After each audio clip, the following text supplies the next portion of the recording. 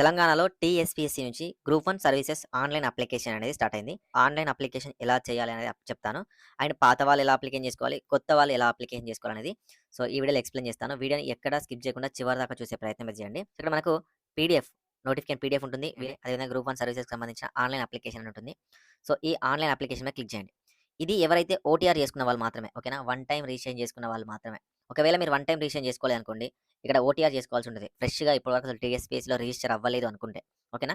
ఒకవేళ పాత వాళ్ళు ఎవరైనా ఉంటే మీరు జోనల్ గిట్లా మార్చుకోవాలనుకుంటే ఎడిట్ ఓటీఆర్ మీద క్లిక్ చేసుకోవచ్చు. ఇప్పుడు మీరు group 1 services online application form మీద క్లిక్ చేయండి. యూజర్ గైడ్ ఉంటుంది. కానీ అదే యూజర్ యొక్క TSPSC ID and date of birth అనేది ఎంటర్ చేయండి. మీరు TSPSC ID and date of birth enter చేయగానే మీకు ఓటీపీ వస్తది. ఆ ఓటీపీ అండ్ క్యాప్చా ఎంటర్ చేసి వెరిఫై ఓటీపీ మీద క్లిక్ చేయండి. ఓటీపీ మీద వెరిఫై చేయగానే ఈ విధంగా వస్తదండి. ఓకేనా? Notification number, group 1 services and మీ యొక్క స్టార్టింగ్ డేట్, ఎండింగ్ డేట్ వచ్చేసరికి మనకు 14థ్ మార్చ్ వరకైతే ఇవ్వడం జరిగింది. సో, ఈ పేజ్‌లోకి రాగానే మీకు ఆన్‌లైన్ అప్లికేషన్ ఫార్మ్ అనేది లింక్ ఎక్కడ ఎనేబుల్ అవ్వదండి. దీనికోసం మీరేం చేయాలంటే ఇక్కడ ఏదైతే click here for detail notification number ఉంటది కదా! ఇది డౌన్‌లోడ్ చేయాలి.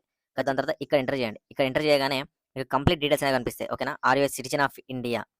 యెస్ అని క్లిక్ చేయండి. ఒక్కొక్క ఆప్షన్ అనేది మీకు వస్తా ఉంటది. ఇక్కడ మీకు ఆటోమేటిక్‌గా మనం ఓటీఆర్ ఇచ్చాం కాబట్టి, ఓటీఆర్‌కి సంబంధించిన ఫోటో అండ్ సిగ్నేచర్ అనేది కనిపిస్తా ఉంటది. ఒకవేళ మీరు మార్చుకోవాలనుకుంటే ఎడిట్ ఓటీఆర్‌లోకెళ్ళి మార్చుకోవాల్సి ఉంటది. అండ్ పైన మీకు బేసిక్ డీటెయిల్స్ ఉంటాయండి. మీ ఫాదర్ నేము, మీ మదర్ నేము అండ్ మీరెక్కడి నుంచి, ఏ ఊరు, ఏంటనే బేసిక్ డీటెయిల్స్ ఉంటాయి. దాని తర్వాత స్కూల్‌కి సంబంధించిన డీటెయిల్స్. మీరు ఫిల్ చేయాల్సిన బేసిక్ డీటెయిల్స్ ఏంటంటే కమ్యూనికేషన్ అడ్రెస్. ఓకేనా? ఈ కమ్యూనికేషన్ అడ్రెస్ అనేది మీరు జస్ట్ ఫిల్ చేయండి. దాని తర్వాత preferred preliminary examination language Urdu, ఇంగ్లీషా లేకపోతే ఇంగ్లీష్, తెలుగునా ఏది సెలెక్ట్ చేసుకోవాలో అది పెట్టండి. అండ్ మెయిన్స్ ఎగ్జామినేషన్ అనేది దేంట్లో ఇస్తున్నారు? తెలుగులో ఇవ్వాలనుకుంటున్నారా? ఉర్దూనా? ఇంగ్లీషా? ఇది నెక్స్ట్ మీరు ఎంటర్ చేయాల్సినవి హావ్ యూ స్టడీడ్ ఫ్రమ్. ఓకేనా? మీరు ఎప్పటి నుంచి ఎక్కడ రెగ్యులర్ ఎడ్యుకేషనా? డిస్టెన్స్ ఎడ్యుకేషనా? మెన్షన్ చేయాలి. అండ్ మీ క్వాలిఫికేషన్ ఏంటి? ఓకేనా? అండ్ దాంతో పాటు educational qualification details, ticket number, date of pass, name of the education institution, percentage ఏంటి? గ్రూప్ మార్క్స్ ఏంటి? యూనివర్సిటీ ఏంటి? డిస్ట్రిక్ట్ నేమ్ ఏంటి అనేది ఇవ్వాలి. And do you have higher qualification? మీకేమైనా హైయర్ క్వాలిఫికేషన్ ఉంటే యెస్ అని మెన్షన్ చేశారనుకోండి. ఆ హైయర్ క్వాలిఫికేషన్ ఏంటి అని మెన్షన్ చేసి పోస్ట్ గ్రాడ్యుయేషన్‌కి సంబంధించిన డీటెయిల్స్ కూడా మీరు ఎంటర్ చేయాల్సి ఉంటుంది. ఓకేనా? Post related to details. ఓకేనా? Have required qualification for post number 4. మీకు క్వాలిఫికేషన్స్ ఉన్నాయా? ఏజ్. ఓకేనా? ఇక్కడ మీరు ఆల్‌మోస్ట్ 35 ఇయర్స్ బిలో ఉన్నారు అంటే మీరు అన్నిటికి యెస్ పెట్టేసేయండి. ఓకేనా? ఫ్రెండ్స్ ఇక్కడ మనకు పోస్ట్ కోడ్ నంబర్ 4 వచ్చేసరికి ఇది మనకు district transport officer. District transport ఆఫీసర్‌కి ఉండాల్సిన మినిమమ్ క్వాలిఫికేషన్ వచ్చేసరికి డిగ్రీ ఇన్ మెకానికల్ ఇంజినీరింగ్ గాని, ఆటోమొబైల్ ఇంజినీరింగ్ గాని చేసుండాలి. ఒకవేళ మీకు ఉంటేనేమో యెస్ పెట్టండి. లేదు అంటే నో పెట్టాల్సింది. ఓకేనా? అండ్ పోస్ట్ కోడ్ నంబర్ 8 ఇదొచ్చేసరికేమో మనకు సోషల్ వర్క్‌కి సంబంధించి లేబర్ ఆఫీసర్. దీనికి ఒకవేళ మనం యెస్ పెడితే మీకు social work with specialization in labour welfare and personnel management గాని, social work with specialization in industrial labour relations గాని. ఓకేనా? ఇది ఉన్న వాళ్ళు మాత్రమే మీకు జాబ్ అయితే ఇవ్వడం జరుగుతది. మీకు ఈ క్వాలిఫికేషన్ ఉంటే యెస్ అని పెట్టండి. ఒకవేళ లేదంటే నో పెట్టేసేయండి.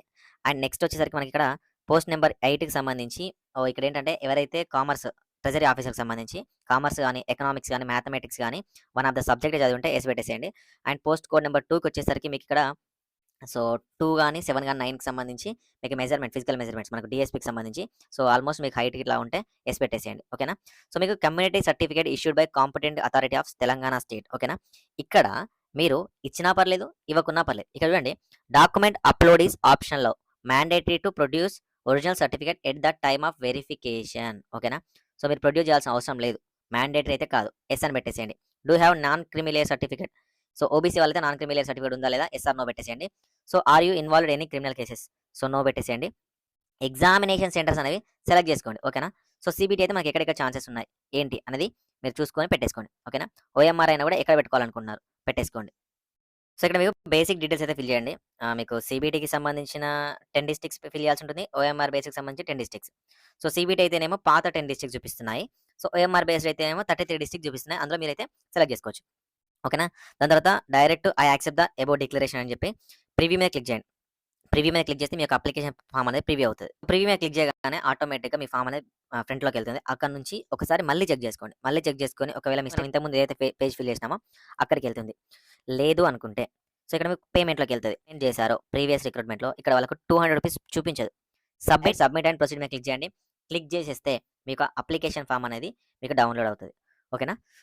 మిగతా క్యాండిడేట్స్ ఎవరైతే ఉన్నారో రూ. 200 అనేది పే చేయాల్సి ఉంటుంది. Submit and proceed for payment మీద క్లిక్ చేస్తే మనకు పేమెంట్ రీడైరెక్ట్ అవుతది. ఓకేనా? పేమెంట్ సెలక్షన్‌లోకెళ్ళి నెట్ బ్యాంకింగ్ అయితే net banking, credit card or debit card అయితే క్రెడిట్ క్యూఆర్ అయితే క్యూఆర్ కోడ్, యూపీఐ అయితే యూపీఐ. సో, ఏదో ఒకటి సెలెక్ట్ చేసుకోండి. So, credit card and debit card select చేసుకుంటే credit card and debit card details enter చేసి make pay అయితే మీకు అప్లికేషన్ ఫార్మ్ అనేది డౌన్‌లోడ్ అవుతది. సో, ఈ విధంగా మీరు మీ యొక్క అప్లికేషన్‌ని ఆన్‌లైన్‌లో మీ మొబైల్‌లో చేసుకోవచ్చు.